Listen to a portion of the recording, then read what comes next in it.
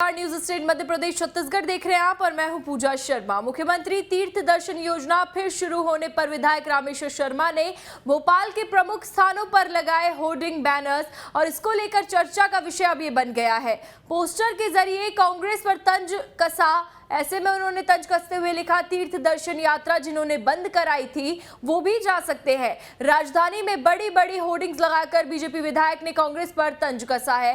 Poster में BJP विधायक ने लिखा, तीर्थ दर्शन यात्रा जिन्होंने बंद कराई थी वो भी जा सकते हैं। इस होर्डिंग में मुख्यमंत्री शिवराज सिंह चौहान को बधाई भी, धन्यवाद भी और योजना बंद करने पर कमलनाथ पर तंज भी।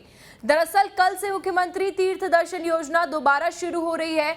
मुख्यमंत्री शिवराज सिंह चौहान और सरकार के कई मंत्री कल रानी कमलापति रेलवे स्टेशन से मुख्यमंत्री तीर्थ दर्शन योजना की शुरुआत दोबारा करेंगे और पहली ट्रेन काशी के लिए रवाना होगी। इससे पहले अपने बयानों के चलते विवादों में रहने वाले रामेश्वर शर्मा का यह पोस्टर शहर में चर्चा का विषय बना हुआ है। दरअसल 2018 में जब सरकार गिरी थी, मुख्यमंत्री तीर्थ दर्शन योजना बंद हो गई थी। इसके बाद सत्ता में आने के बाद शिवराज सरकार ने इसे दोबारा शुरू करने का फैसला किया।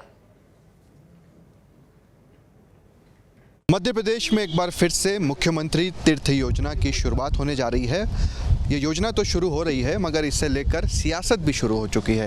ये तस्वीरें आपको बीजेपी के विधायक रामेश्वर शर्मा के निवास के बाहर की दिखा रहे हैं, जहां पर एक पोस्टर लगाया गया है जिसमें ये लिखा है, मुख्यमंत्री तीर्थ दर्शन योजना पुनः आरंभ, और साथ ही साथ ये भी लिखा है कि तीर्थ दर्शन यात्रा जिन्होंने बंद कराई थी वो भी जा सकते हैं। यानी कि एक कटाक्ष कांग्रेस पर भी करते हुए रामेश्वर शर्मा नजर आए हैं। मुख्यमंत्री शिवराज सिंह चौहान की तस्वीर है, साथ ही साथ प्रधानमंत्री नरेंद्र मोदी की भी तस्वीर है और इसमें कई स्टेशंस ऐसे हैं जो ऐड किए गए हैं, जिसमें कि काशी की अगर हम बात करते हैं तो वहाँ पर भी जाया जाएगा। पाकिस्तान के सिंध में भी जो है वहाँ पर भी तीर्थयात्रियों को ले जाया जाएगा।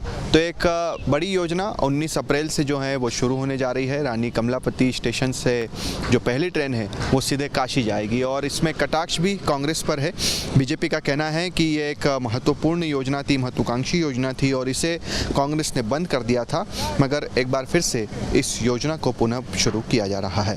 वीडियो अनवर के साथ शुभम गुप्ता, न्यूज़ स्टेट भोपाल।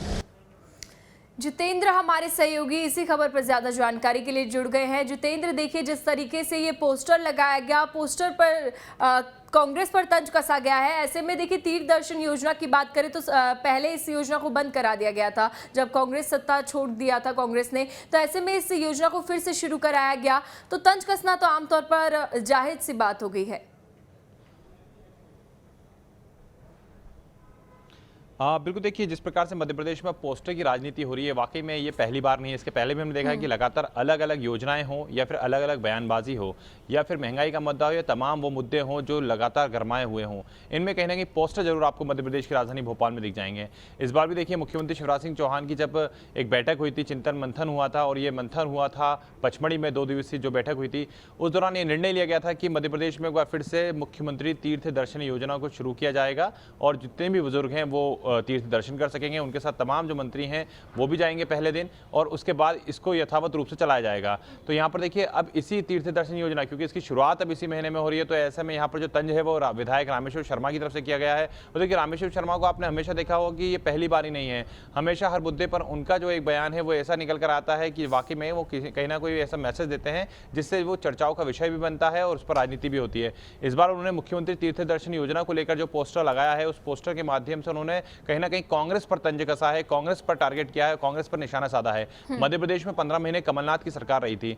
ऐसे में उस दौरान ये कहा गया था कि तीर्थ दर्शन योजना को बंद कर दिया गया था, ऐसा आरोप भारतीय जनता पार्टी का लगाना है। हालांकि हमने उस दौरान भी देखा था कि पहले तीर्थ दर्शन योजना नहीं चली, लेकिन फिर पीसी शर्मा जब मंत्री बने थे जनसंपर्क, तो ऐसे में जब वहां तीर्थ दर्शन योजना को लेकर फिर से चर्चाएं शुरू हुई थी, जाने की तैयारियां हो रही थी, कोविड का काल आ गया। कोविड के काल के बाद एक बार फिर से मध्य प्रदेश में तीर्थ दर्शन योजना की शुरुआत हुई है। तो यहाँ पर कल 19 अप्रैल है जितेंद्र, और ऐसे में इस योजना की कल शुरुआत होगी और वहां पर तकरीबन कितने बजे का समय है जब पहली ट्रेन को रवाना किया जाएगा?